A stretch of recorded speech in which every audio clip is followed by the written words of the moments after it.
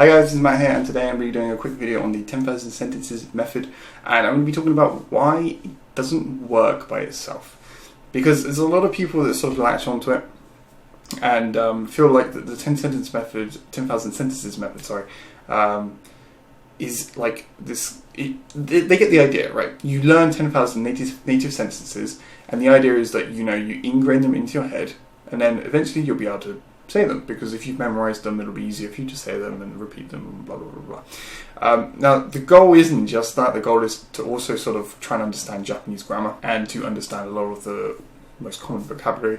And as you progress into sentences, you'll start using it more to learn the more difficult vocabulary.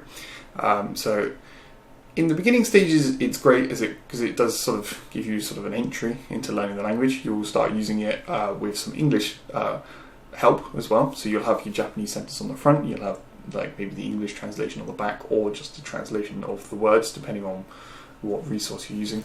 I wouldn't recommend trying to translate it yourself. That won't be helpful at all. Just go with any resources that you have, and do that with 750-ish sentences, basically 500 to 1,000 sentences. Use English as a base. And then from there, you want to do it all in Japanese. You want to have Japanese dictionary definitions, you want to have Japanese explanations for grammar, and this will allow you to improve at Japanese through Japanese, and it will sort of prevent you from translating in your head from English to Japanese, like when you're having a conversation. It will sort of help push your brain into that sort of stage, that sort of mode, I guess, of going. Someone talks to you in Japanese and you instantly say something back in Japanese. You don't have to think about it. And that's the whole point of the method. However, it doesn't work by itself. 10,000 sentences is tiny. It's a really small amount compared to how much of the Japanese language there is and how much of any language there is. You can't do 10,000 sentences to learn English. It just won't work. There's just so much out there. There's so much English out there that you cannot get fluent by just studying 10,000 sentences. And this is the same with any other language course. There's no language course on the internet that can get you to fluency. I can guarantee it, because there's just not enough content. They just don't give you enough content. The only way you can do it is by full immersion, or not necessarily full immersion, but by immersion. You have to be immersed in the language for a very long period of time, and you kind of want to do it squished up, if that makes sense. So you'd be better off doing 2 years of 24/7 immersion than you would doing 4 years of 12 hours immersion a day, right? And to be honest, in this case, it probably wouldn't be much difference. But cramming it down so you have more hours in a short space of time allows you to notice things more. So you notice different things about the language. It allows you to pick up words easier because you're exposed to them on a daily basis, and it makes it quicker than having to do, say, 1 hour a day for 30 years. Because 1 hour a day for 30 years, by the way, will get you to 10,000 hours. However, if you do 1 hour a day for 30 years, you aren't going to notice that much. You aren't going to progress as much as if someone did 10,000 hours in 18 months. Okay. Which is what I did. However, before you do the maths, I did do sleep listening, so a lot of it might not count. Anyway, what I'm trying to say is if you cram it, you'll get more out of it. Anyway, so what I'm trying to say here is that 10,000 sentences is a tiny amount.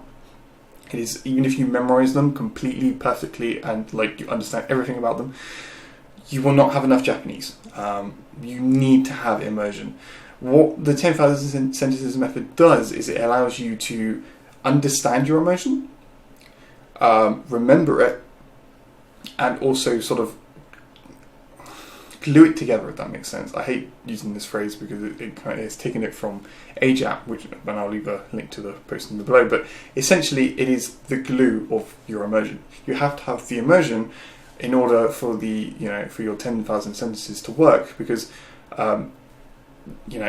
what is glue without something to join together, right? You cannot just have glue. Glue just doesn't do anything. You need to have something to be able to join the pieces together. So having your immersion and getting, as I say, your sentences from your resources that you're using from your immersion and then learning them and doing it like that will get you to fluency. That's how it works. And doing it this way, the 10,000 sentence method will actually allow you to get to fluency quicker than if you just did immersion, because it allows you to notice things about the language more. It allows you to sort of study the language in a way that helps you to understand new words and new vocabulary and sentence structure and all these different things. So it's a good method. It works, but it only works when you do it with immersion. It doesn't work by itself. And that's the same, as I say, with any resource. You cannot use a textbook by itself because, as I say, there's not enough Japanese in it. It doesn't matter how good Genki is. It doesn't matter how good Japanese from zero is. These textbooks will not get you to a high level of fluency. They won't even get you to a basic level of fluency. They will get you just about talking. And then, you're going to be making a lot of mistakes. You're not going to be able to understand the native speaker. You're not going to be at a high level at all. You need to be listening to a lot of Japanese, and you need to be reading a lot of Japanese. Okay, and that's all there is to it. What I will say quickly is the 10,000 sentence method, as far as I'm concerned, is a lot more efficient than any other textbook or resource that you could pick up. Now, the reason I say this is because these textbooks are limited to a certain degree of Japanese, right? Genki only has a certain amount of Japanese in it, and it won't go outside that Japanese because that's all there is in the book. Whereas sentence mining and the 10,000 sentences method, you can learn anything you want. And you'll learn it in a way that when you go, I think I get this sentence, or this sentence I completely understand, but there's one word I don't know, and then you learn that is literally the most efficient way of learning Japanese, because you're learning something that you go, oh, there's one thing I don't know, I'm going to learn that. And it's easy because there's only one thing you don't know. You're not, as I say with Genki, if you start off with Genki as a complete beginner and you skip to the last page, you're not going to understand anything. Yes, Genki's still easy, but you won't understand the last page because it's too difficult. And even on the first page, there'll be some things that you just won't get. So what I'm saying here is you want to go at a pace where you can, say you're reading a book and you have like, hello, my name is Matthew. Say you didn't know what name is, but you knew the rest of the sentence. Well, then you just learn what name is and then you move on. And then you keep doing that. You pick the sentences where you know pretty much everything.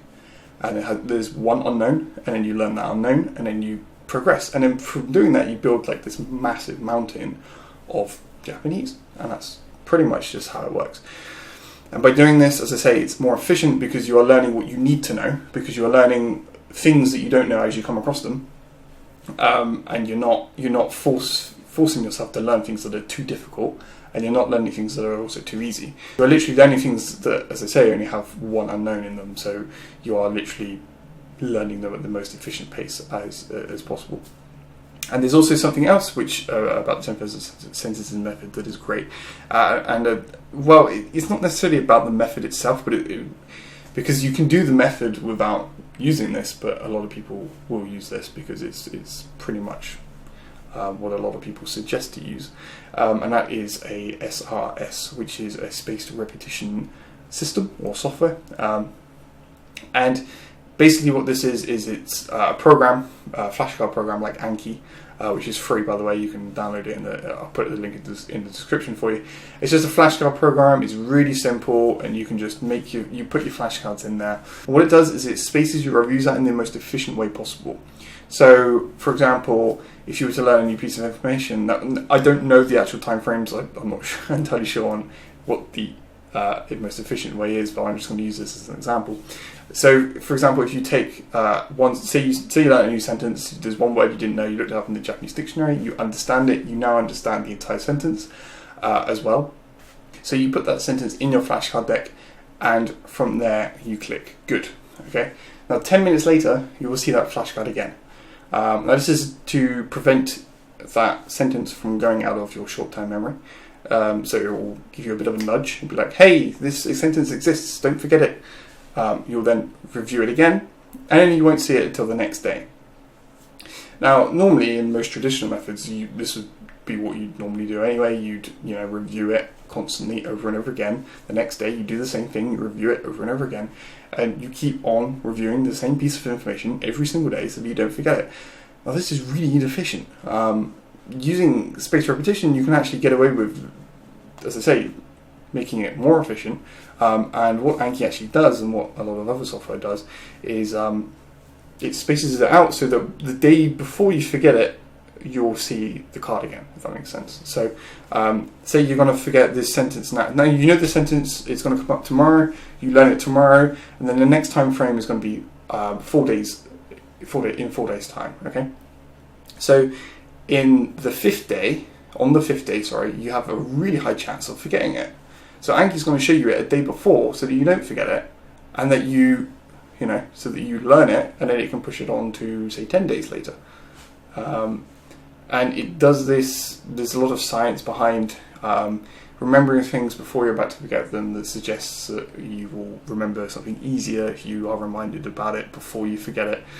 There's that as well, but without that, this is already really efficient because it means that you are learning things just before you're about to forget them again, and it just makes, if you do this with a lot of pieces of information, then you don't have to review everything every single day, which just makes everything so much more quicker and easier. So yeah, you know, as far as I'm concerned, this is more efficient than any other method that you could probably do. However, you have to do it with immersion, because otherwise you will not, for a start, you won't find any material for creating the sentences. You can't use a pre-made decks from other people because it just won't work as well. I could go into more about that, but it'll make this video really long. But just don't use decks that other people have made. It doesn't work very well. You have to make your own decks. You have to get your own sentences, and to do that, you need to be immersing.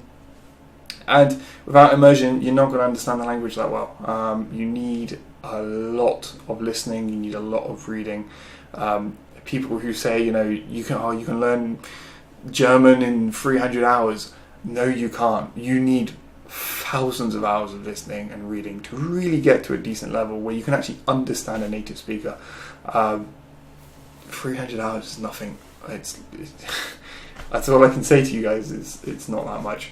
You really need a lot of immersion, and to do that, you need to be trying to listen and read as much as you can throughout the day. I would just quickly mention with reading though, don't try and read straight away from day one. Like, don't read loads and loads and loads. Make sure your listening comes first, and your listening is ahead of your reading, because if you do too much reading and not very much listening, then your accent will sound really bad and you won't be able to speak very well. So anyway, I hope you guys enjoyed this video, and I hope you found it useful. If you did, then leave a like and a comment below, and I hope to see you in the next one. I just wanted to say a massive thank you to Diedrich, Eric, and everybody else who's supporting me on Patreon right now. You guys mean so much to me. If you are not a patron yet and you're interested in learning languages, then I highly recommend you come over to my Patreon. I do some exclusive content over there. I also upload my sentence decks on there, my Anki sentence decks, which are sub-stress ones. They are from TV shows, so they're really, really high quality sentence decks which you can use to sentence mine and study Japanese in a really efficient manner. It just allows me to create more content, so if you are liking the content that I'm making, then definitely come on over and check it out. And yeah, thank you so much guys. I'll see you in the next video. Thank you.